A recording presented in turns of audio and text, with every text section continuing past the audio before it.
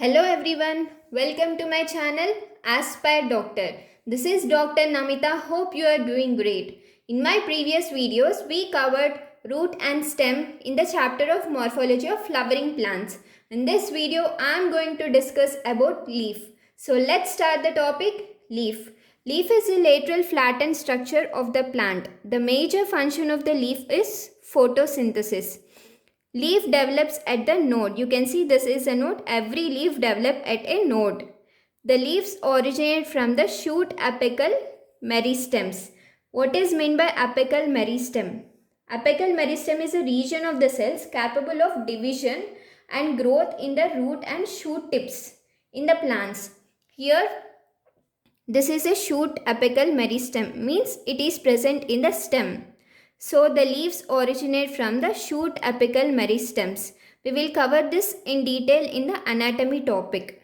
The leaves are arranged in acropetal order. What is meant by acropetal order? Acropetal order means the older leaves are arranged at the base and the younger leaves are formed at the apex. That is, above the older leaves, younger leaves are formed. This arrangement is called as acropetal order. Coming to the parts of the leaves, mainly it contains leaf base, petiole and lamina. We will discuss these parts in detail now. You can see in this diagram, this is the petiole. Coming to the petiole, petiole is the stalk of the leaf. It helps to hold the entire lamina to the light. So, the petiole is very thin and flexible. It is flexible and allow the leaf to flutter in. When the air comes, it makes to flutter in the air. Thus, when it flutters, it gives the cooling effect to the leaf. Coming to the lamina, lamina is also called as leaf blade. Lamina is the green expanded part of the leaf. It contains veins and veinlets. This is a vein and these are veinlets. This lamina shape varies and margins also varies from plant to plant. Next, coming to the midrib, this is a middle prominent vein. This is a middle prominent vein and it provides rigidity to the leaf. It helps in the transport of water, minerals and food. Next is axillary bud. Axillary bud is present at the axil of the leaf. What is meant by axil of the leaf? Axil of the leaf means it is the angle present between the petiole and the stem. Next is stipules. Stipules are two small leaf-like structures. They are present on the either side of the leaf. Coming to the leaf base, it is the area where leaf is attached to the stem. The structure of leaf base varies in monocots and dicots. In monocots, leaf base expand into sheath-like structure covering the stem partially or wholly. So you can see here, this is a sheath-like structure covers the stem of the plant. In dicots, leaf base is swollen. Like this, it is swollen and pulvinous. So it is called as pulvinous. Example of dicots is legumes. With this, the structure of the leaf is covered. I hope you are clear till now. Coming to the venation, venation is the arrangement of veins and veinlets in the lamina of the leaf. It is of two types, reticulate and parallel.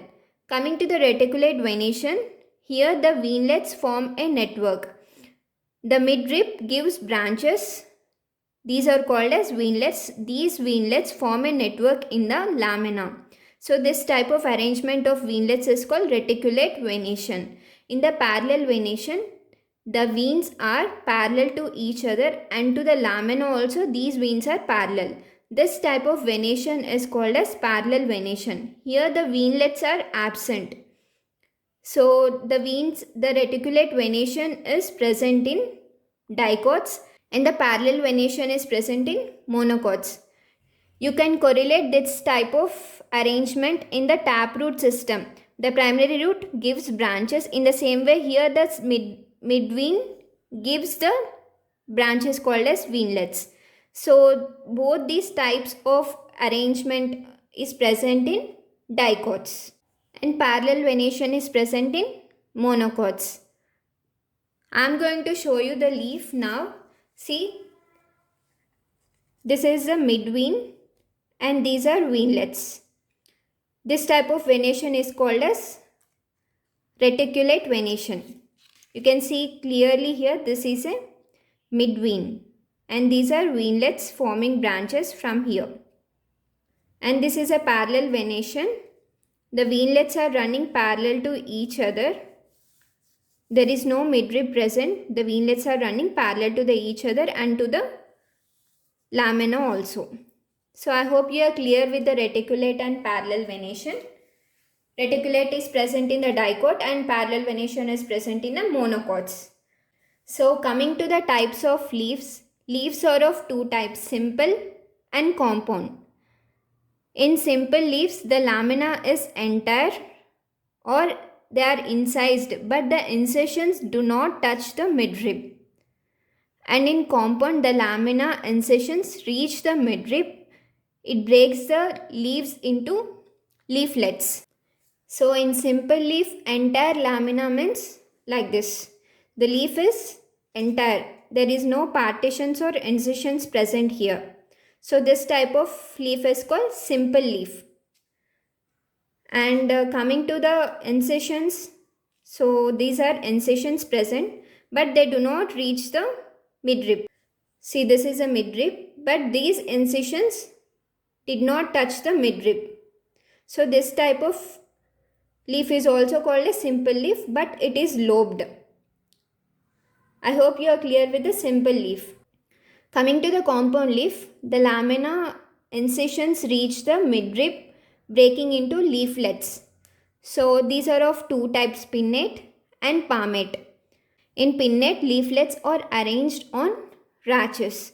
Rachis is a part on which leaflets are arranged. So the example is neem. So this is a neem leaf and these are leaflets present on the rachis. This type of leaf is called as pinnately compound leaf. The example is neem. In palmately compound leaf, the leaflets are attached to the common point.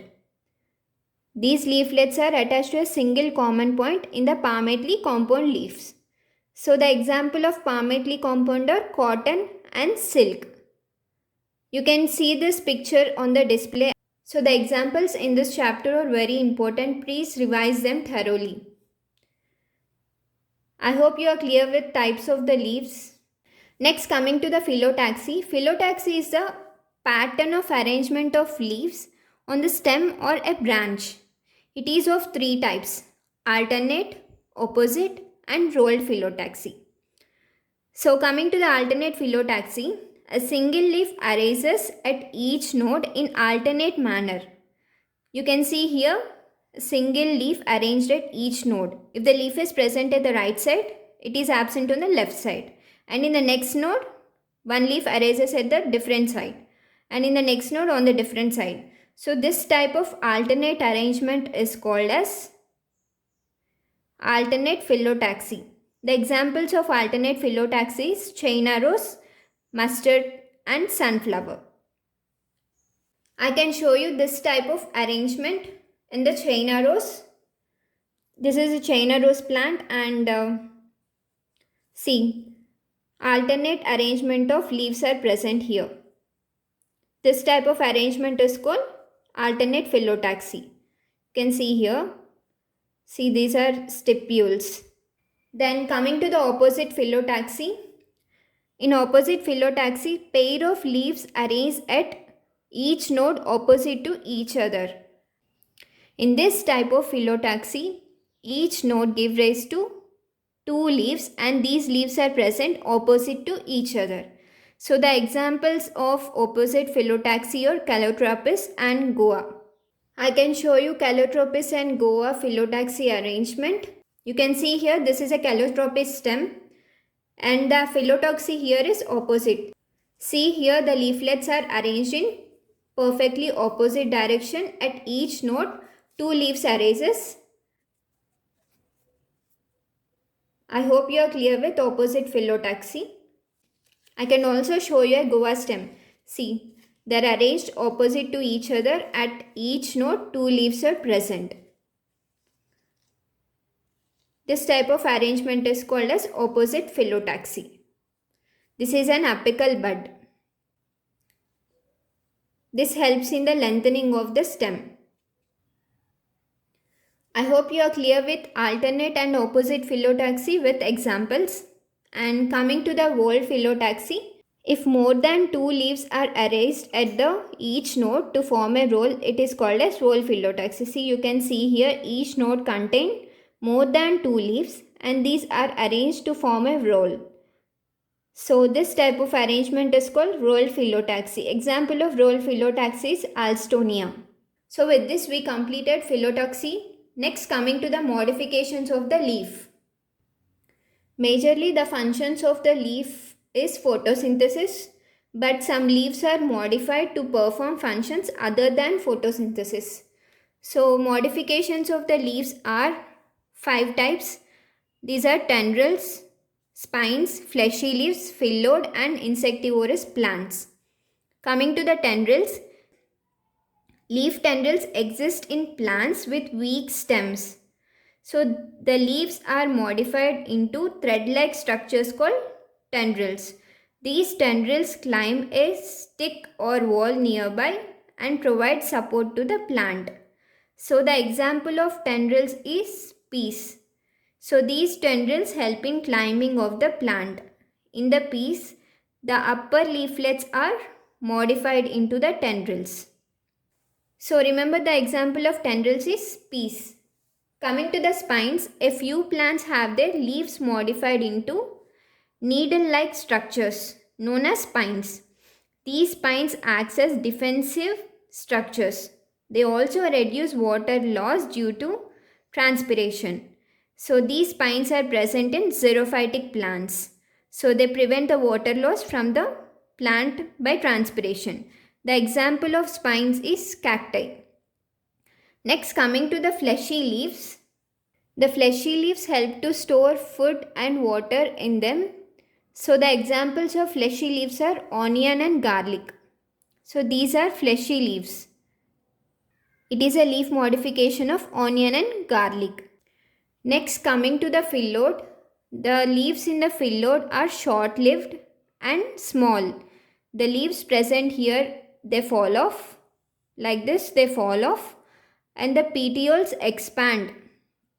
The petioles expand, they become green and they synthesize food. So the example of phyllodes is Australian acacia. You can see in this diagram the leaves fall off and the petiole expand. This petiole, they expand, they become green and they synthesize food. So example of phyllodes is Australian acacia. Next, coming to the insectivorous plants. Few plants require nitrogen for their development. In such plants, the leaves are modified to catch and digest insects. So the examples of insectivorous plants is pitcher plant and Venus flytrap. I will display this picture so that you can easily remember the examples. I hope you are clear with modifications of the leaf. Remember guys, the examples in this chapter are very important. Please memorize the examples well. I hope my notes are helpful for you. Thank you for watching the video. If you like the video, please do like, share, subscribe and click the bell icon to get notified. And if you want me to explain any topic you feel difficult, please comment below. And if you have any doubts also, please comment below. I am ready to explain those doubts in the next video.